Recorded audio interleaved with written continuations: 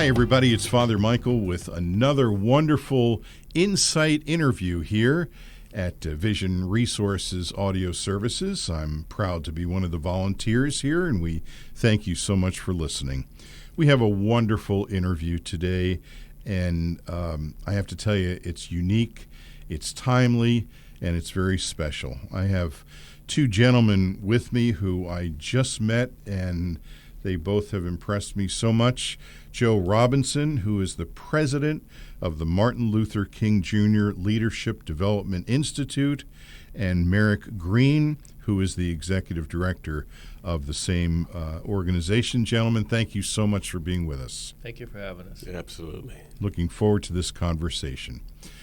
The Martin Luther King Jr. Leadership Development Institute. That's a mouthful, but it has so much behind it. Joe, can you tell us about how it started and where you are today with it? Absolutely. And again, thank you for the opportunity. The Martin Luther King Leadership Development Institute began in 2008, and it was the brainchild of our local ministerium, the Greater Harrisburg Interdenominational Ministers Conference.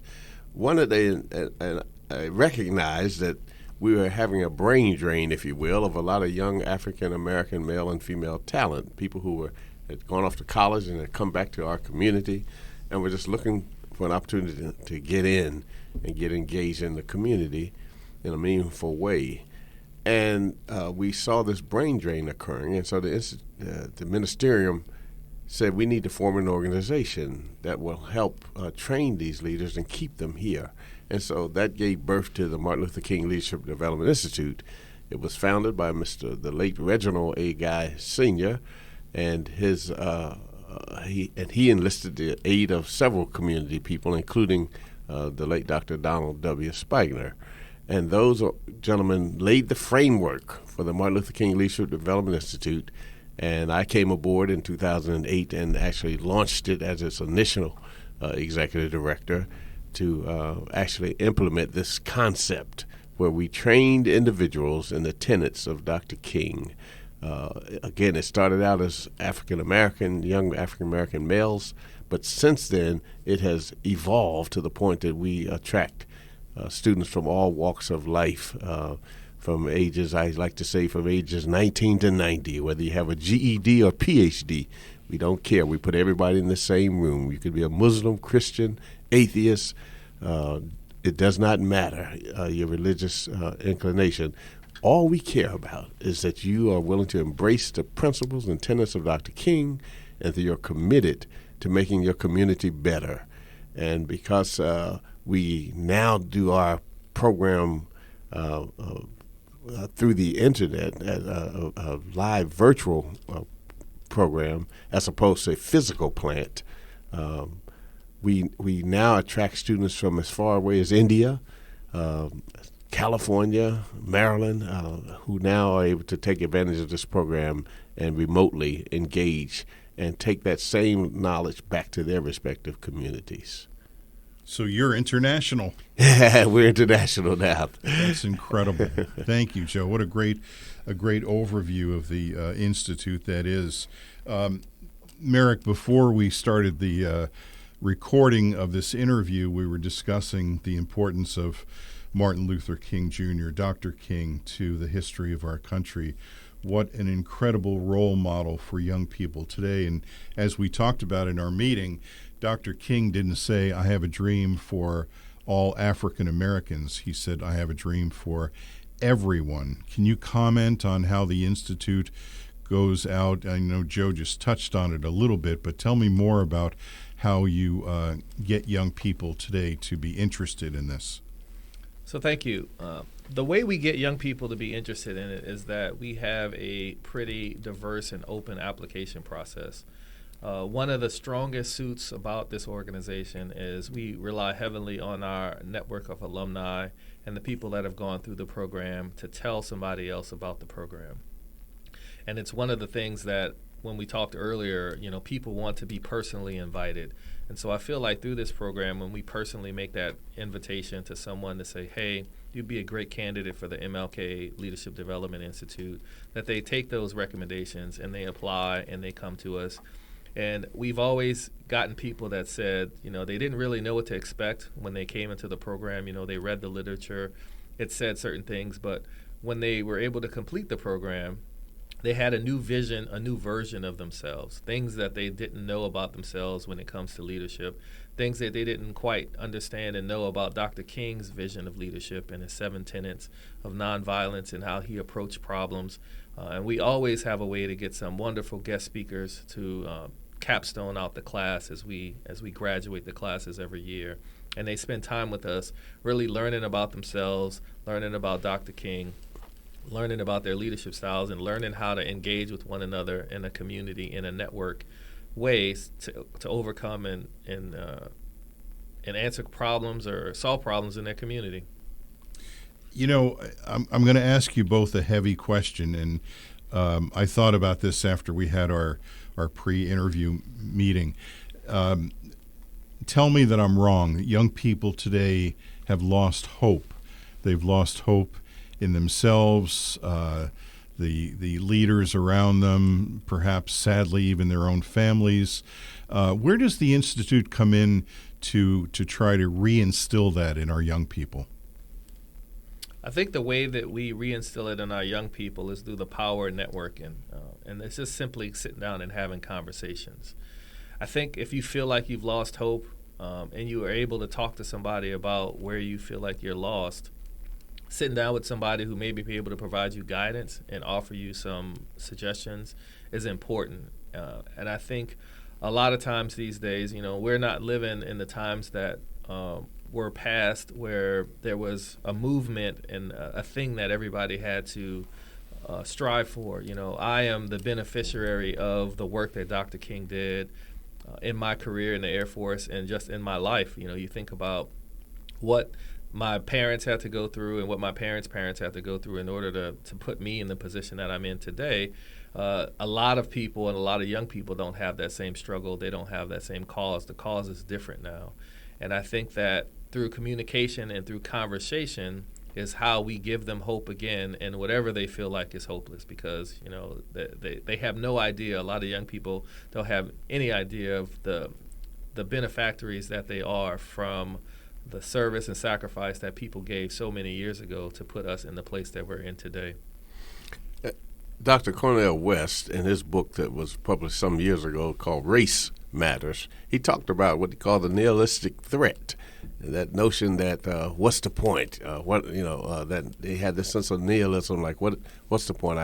It doesn't matter anyway. And he warned that was going to be to everyone's detriment when your young people begin to adopt that kind of attitude. And so we've seen that. And sometimes it has to do with the fact that they have been felt let down. They find themselves in a society that doesn't necessarily always give them the opportunity that they crave. They don't, as Merrick indicated, they don't have an appreciation for that civil rights history. They just really, that does not resonate with them, and we've got to figure out a way to reach them where they are, and that's what we're endeavoring to do at the Institute, to reach them where they are, to deal with some of their needs, particularly their economic needs, and Merrick can certainly talk about how we're trying to impact their thinking as it relates to economics, because this is the kind of thing that really grabs them today. And so it is a challenge, but we're committed to meeting it. But Merrick, you want to talk about that a little bit?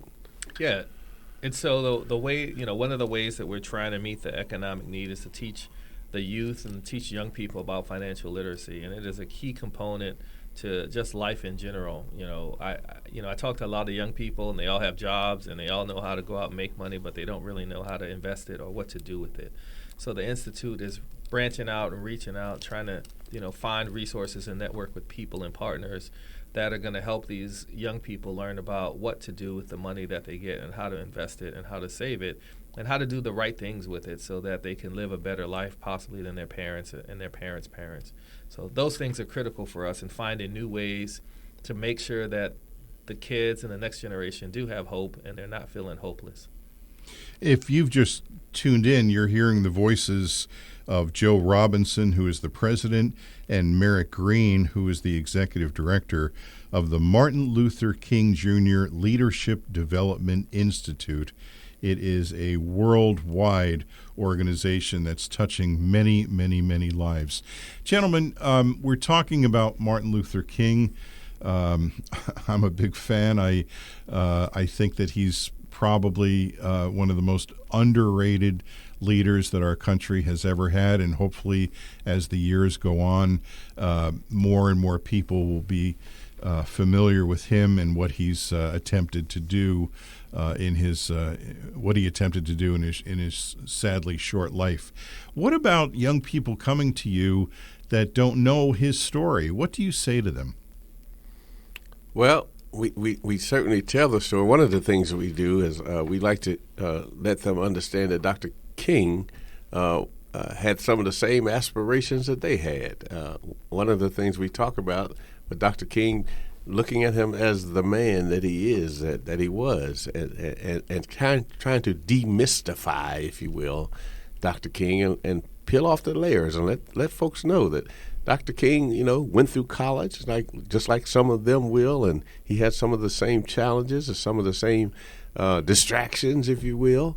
When in college, he picked up some of the same vices that a lot of all young people experience, and so we let them know that despite all the what you hear, that soaring and oratory that you hear, that beneath all of that was a young man who was just trying to get through life like everyone else, and as you said, as you indicated, a very short life, 39 years, and what people don't realize too is that when he finished his PhD at age 26.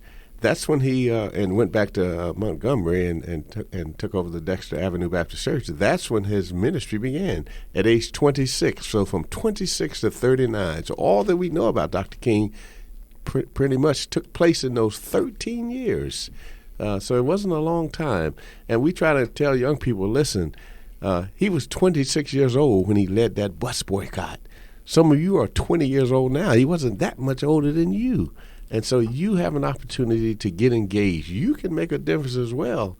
You don't have to wait till you, quote unquote, get old. While you have vim and vigor, it's an opportunity for you to now to do what you can do to try to make a change in your community. So we try to humanize Dr. King so that they see that he's not that far removed from who they are, so that they can see that, yes, I can, in fact, emulate a Dr. King and just do what I can do. As Dr. King says, we all can be great because we can all serve. Mm. And I want to add to that. I think that one of the things that we can do, and one of the things that we definitely do in the Institute, is that we study Dr. King. We study what he wrote. We studied some of the things that he said. We studied a letter from the Birmingham jail. And I think it's important that as you understand and you get to know Dr. King, that you take some time to read and you take some time to listen to the things that he said, because the things that he said and the time that he said it, we're going through some of those same things right now. So, we're not too far off, and some of the words that he passed to us, we can live those things today. And I always reference, last year our guest speaker was Pastor Larry Walthour from Shiloh Baptist Church down in York. And in his presentation to us, when he talked about the things that we should do when we're approaching a problem, he said that we should meditate, we should, I knew I was going to do this, we should investigate, we should negotiate, and then we should take direct action. And those are some of the things that he passed to us that, Dr. King said that these things is what we should do when we're facing a problem and we need to make a change. And I think those things that Dr. King said so long ago still have value and have heartbeat today.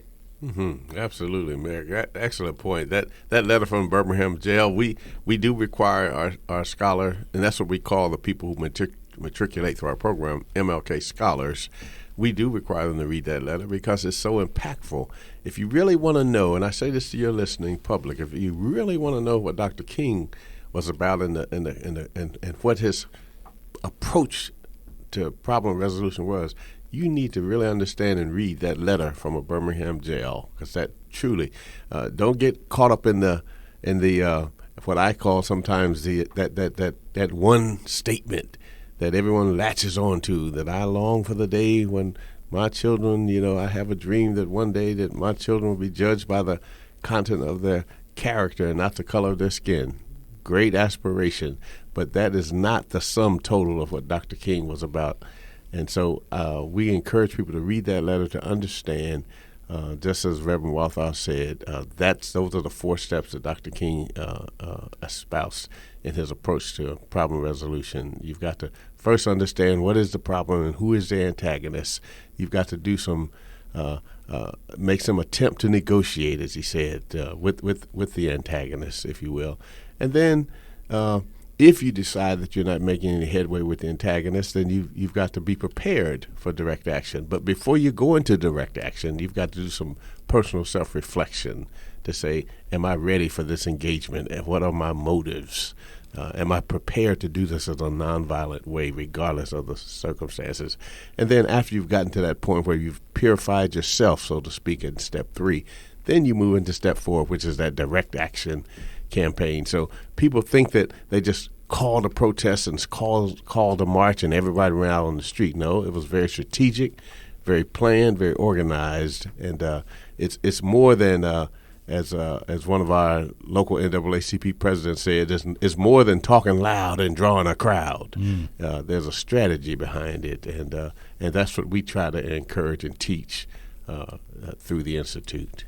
Joe, am I correct in saying that it's so important to take the writings and the speeches of Dr. King and place them in the context of his life, and not just pick and choose certain things and use them inappropriately in some way? Is that what I just heard you say? Absolutely. His message has been so either marginalized or just taken so out of context to fit any particular narrative, instead of looking at the totality of the man. And that's what we're saying. And you're so right. You've got to look at all of his writings and look at all that he talked about to truly understand who he is, and not just sound bites to suit a particular narrative or agenda. I'm Father Michael, proud to be one of the volunteers here at Vision Resources Audio Services. My guest today on InSight Interviews is Joe Robinson, the president, and Merrick Green, the executive director of the Martin Luther King Jr. Leadership Development Institute. Merrick, let me ask you practical questions here, okay? Okay. So I come across someone, and I think this person would benefit greatly from the Institute. What happens? What do I do with that person? So you can tell that person to go to our website, mlkldi.org. We have an application that they can fill out. They can read about the Institute. Our classes run from about January to June each year. We have a graduation at HAC at the end of the program, where we bring out all our graduates from across the globe, really, to kind of come to Harrisburg and walk across the stage. Here's some words of encouragement: meet past scholars. So if you do know someone that wants to be a part of the MLK Leadership Development Institute, just have them go to our website and contact us. Our email's there, can fill out an application. And we are currently getting ready to launch our 2025 cohort, and we're currently taking applications for our 2026 cohort. So we're always looking for people from diverse backgrounds, regardless of who they are. Like Joe said, ages 19 to 90. What we like to do in our classes is get a very diverse group of people. We find that when you have people from different backgrounds ascending into one space, they learn about one another, they get over some of their biases that they may have, and we try to make a diverse group of people come together, learn something in the room, and then take what they learned and then share it with the community that they're working in. Beautiful. Yep. Okay. Is there? Let me just go ahead, Joe. Let me just say this too. Yes. I would be remiss if I didn't point out that from our inception, we've had some educational partners, and that's been, Merrick alluded to, the Harrisburg Area Community College, as well as Penn State Harrisburg have been our educational partners where in our inception, we actually ran our classes out of those facilities. But now we're doing our classes virtually, but they're still our partners. And if you actually go through our program, you even receive some continuing education units from Penn State Harrisburg for having gone through our program. That's excellent. They CEUs, right. evaluated our curriculum and deemed it appropriate to get CEUs if you go through our program. Tuition. Is there tuition? Yes, the tuition for the institute is $1,500 for the year. There are some scholarships available. We work with people who need to be worked with, but we definitely are. You get every dollar that you pay into the institute, you get back tenfold. I've talked to a lot of graduates that say that they got a lot more than they expected out of the program. I am a believer that professional development should be intentional and deliberate. And we strive for that in the MLK Leadership Development Institute, is that you will walk out knowing something about yourself and knowing something about your community and knowing how to navigate in your community that you didn't know before when you started. Let me just say this. I'm putting Merrick on the spot here. Merrick, again, is the new executive director. He has succeeded me because we saw in him the next iteration of the Institute. But Merrick came to us as well as a scholar student, and he came to us with his own background as a retired career lieutenant colonel in the Air Force, and he probably will tell you he had his own thoughts about leadership. He's always been a continuous learner. He had his own thoughts about leadership and his own approach to the Institute, and I think having gone through the program, perhaps he can tell you the impact it made on him. And I'll let him say that, but I'll get to the end of the story and say, such that, of all things, now Merrick is running the Institute. So how about that? So Merrick, you want to comment at all? Yeah, that was, I think I remember the first day of class, I asked Joe and Keith if I could stick around because I had a couple of ideas about what I was starting to experience in the class, and I felt like it was such a impactful thing to me after, having developed a leadership style in the military that I didn't quite translate it into community work. But I saw on that first day that I was in for a ride, and I wanted to just give my, help out how I could and just kind of offer my talents to the Institute, on that very first day, and it ended up landing me here as the executive director. That's a great story. That's wonderful. Yeah, great background. And Merrick, thank you for your service to our country. We talked about partnering. Can you, both of you, talk about the community support of the Institute? Sure. The community has been very supportive of the Institute. One of the things that we're fortunate to have is we have a broad and vast alumni network. And so when we need something, we normally go into the class roster, find the person that has that skill or that trait that we need, and then we reach out. And it's a lot of it, happening where we just introduce, the class, somebody in the class of 2011 to somebody in the class of 2022. And there's, we partner with outside organizations to continue to grow the Institute, to continue to push the Institute forward. And one of the things that we really like to do is have other organizations send their partners, employees, members to the Institute so they can take what we teach them and bring it back to their organizations. So partnering is very important when it comes to how the Institute is starting and continuing to grow and continuing to support the city of Harrisburg and beyond. And we're going to continue to partner with organizations just like Vision Resources because, we learned a lot about coming in here today and what you offer. And hopefully maybe we can have somebody in the next class or future classes that is a beneficiary of some of the services that Vision Resources offer or an employee. Wouldn't that be wonderful? We'd love that. We'd love that. I felt like we made a couple of new friends today, so I hope you guys feel the same way, and yes. that would be wonderful. And isn't this the way it happens? Yes, it is. What did you guys say, Merrick? You had a book that said, "Don't ever eat alone." Yeah, never eat alone. Never eat alone. That's right. Yeah. I also shared with you that our founder, Reginald A. Guy, used to say, the time to make a friend is before you need one. Right. Yeah, that's awesome. Excellent. Do you, how do I how do I phrase this delicately? Do you accept financial support from the community? Yes, we do. Okay. You And know, how, if someone's interested in supporting the Institute, what would they do? So they once again they could go to our website. They can contact me. Or they can contact Joe. We are a 501c3, so we are a nonprofit organization, as like you. And we definitely, I think this year maybe was the first year that we listed that we are offering, sponsors the opportunity to sponsor us. So earlier this year we had an alumni reception that was sponsored by Penn Live. They sponsored it, and we had our alumni come out. We invited new members, and this is something we're going to continue every year. Is we're going to invite our previous alumni out, and then it also opens it up for people who want to be a part of the Institute to come out and just get to know some of the graduates and get to learn more information about the Institute. Earlier we talked, COVID put us into an environment where we're afraid to go out and shake one another's hands or look at one another in the face. And, eventually we have to get back into that personal space to where, people feel welcome and people want to be around people, because that's how the magic happens and that's how, networking happens. And we want to continue that in the future.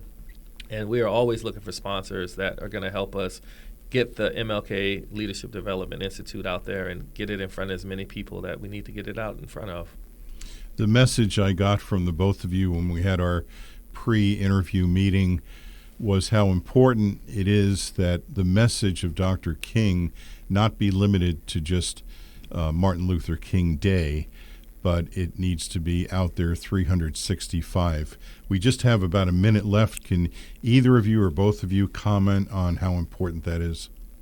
Yeah, it's very important that we just don't limit it to one day. The work of Dr. King, every day you could study it and you could learn something about it and continue to move forward. So we know that in this community, there are a lot of people that have a lot of needs. And when we think about what Dr. King did for all of us, he sacrificed his life to make sure that our kids and his kids could have a better future. And it wasn't necessarily based on race. It was just based on the country we're in and what was right and what was wrong. And so we need to continue to make sure that that dream is continued and carried on throughout the generations, and not that Dr. King is forgotten, but he's uplifted and he's celebrated every day. Joe? And while we do want to recognize the MLK Day, and I know nationally we've characterized it as a day of service, a day on, not a day off. And while I applaud that we take time out to invest in our communities and do service projects of great value and merit, I do caution us if we boil Dr. King's purpose and mission down to just doing good service projects. He was about justice, about fighting against injustice, racism, etc. And so we don't ever want to lose the intent of his message. It is good that we come together as communities to do good works, but let's also come together and be about justice and equality for everyone. Gentlemen, it's been an honor to be with you. Thank you so much for being here today. Thank you for having us. Absolutely. It's been a pleasure. You've been listening to my guest, Joe Robinson, the president, and Merrick Green, the executive director of the Martin Luther King Jr. Leadership Development Institute. Their website is mlkldi.org. I'm Father Michael Scalzi, a volunteer here at Vision Resources Audio Services. Thanks for listening.